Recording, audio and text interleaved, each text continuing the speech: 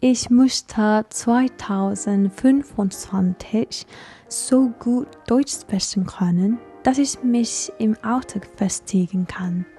Ich versuche jeden Tag mindestens 30 Minuten mit der deutschen Sprache in Kontakt zu kommen. Eines Tages möchte ich so fließend sprechen, dass ich euch alle überraschen kann. Now, for those of you who are new here, let me quickly introduce myself. I was born and raised in Okinawa, Japan. When I was 20 years old, I had the incredible opportunity to study abroad in South Korea for a year, and during that time, I learned to speak Korean. I also speak English, of course, and now I'm adding German to the mix. So right now, I can speak Japanese, Korean, and English, and I'm working hard on mastering German.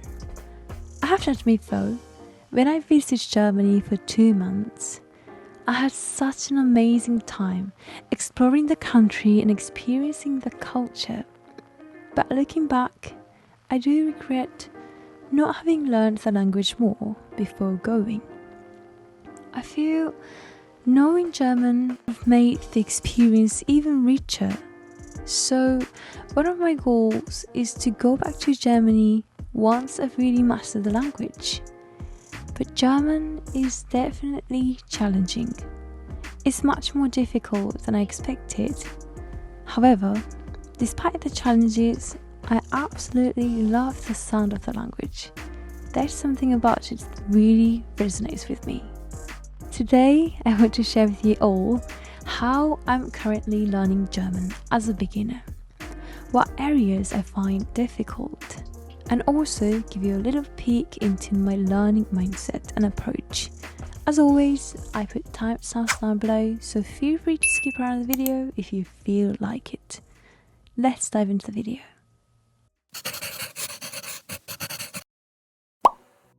First learning method: watching native vlogs on YouTube. One of the first methods I use is watching vlogs by native German speakers on YouTube. I've always enjoyed watching YouTube videos, and what I love most is being able to see how native speakers talk, what they talk about, and the way they share their culture. For me, it's not just about learning the language, but also about connecting with the culture in a deeper way. One thing I really focus on when picking a YouTuber to watch is whether I like their speaking style. If I like the way they speak, I find myself naturally imitating them, almost without realizing it. Right now, I watch Dani's videos quite a bit because I love her modern, friendly speaking style. She has a great way of explaining things, and I find her personality so relatable. I also enjoy her videos because she often talks about places in Korea that I've been to, but in German. Since I'm familiar with these places and the culture, it's much easier for me to follow along, and it's helping me learn German in a fun and engaging way. When I watch her videos, I make sure I really understand the content. First, I watch the video with English subtitles to get the gist of what she's saying, and then I write down any new words or phrases I come across in a Google document. I write the German phrase and then provide the English translation underneath. This is really useful when I go back and review the material later. As a beginner, I didn't really write things down on paper because I found typing faster and more efficient. By typing, I'm able to save a lot of time. However, I always make sure to go back and rewatch the videos, or review my notes multiple times to reinforce what I've learned. This repetition helps me retain the information better. Now, one thing I've noticed when watching Dani's videos is that she speaks so fast. Hello friends.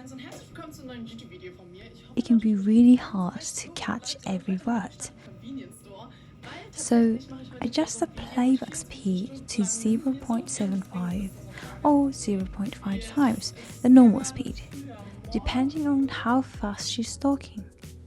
My goal is to eventually be able to recite her videos word for word without subtitles.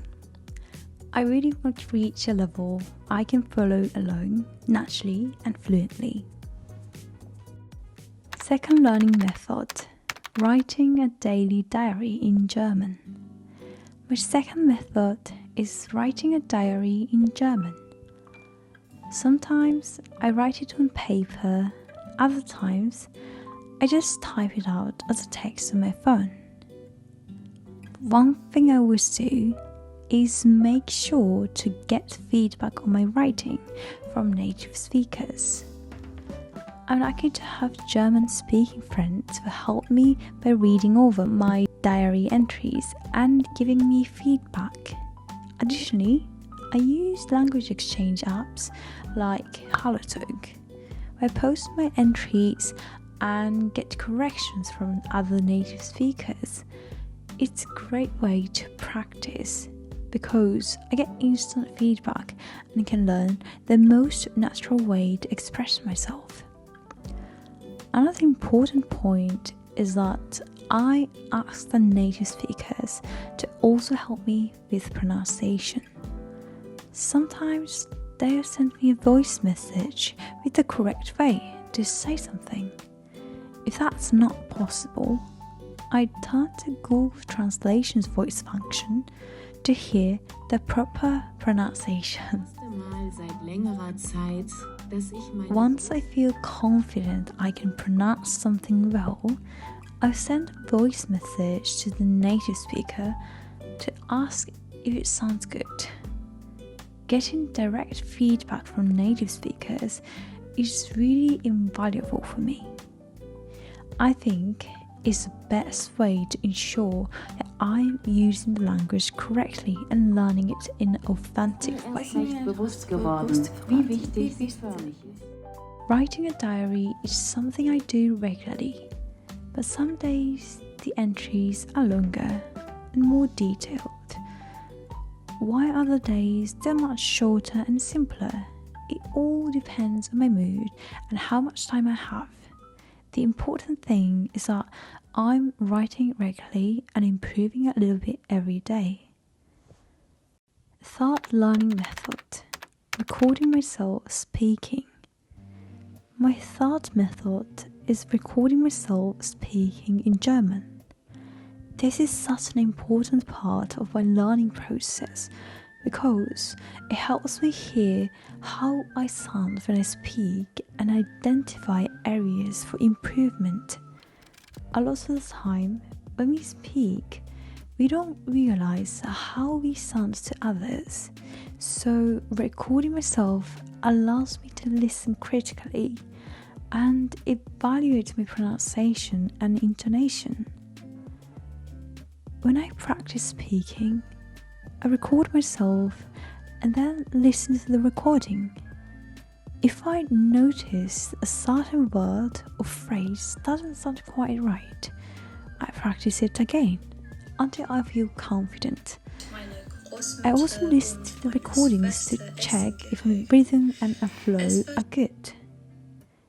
This kind of self-feedback is really helpful and it gives me a lot of confidence in my speaking abilities.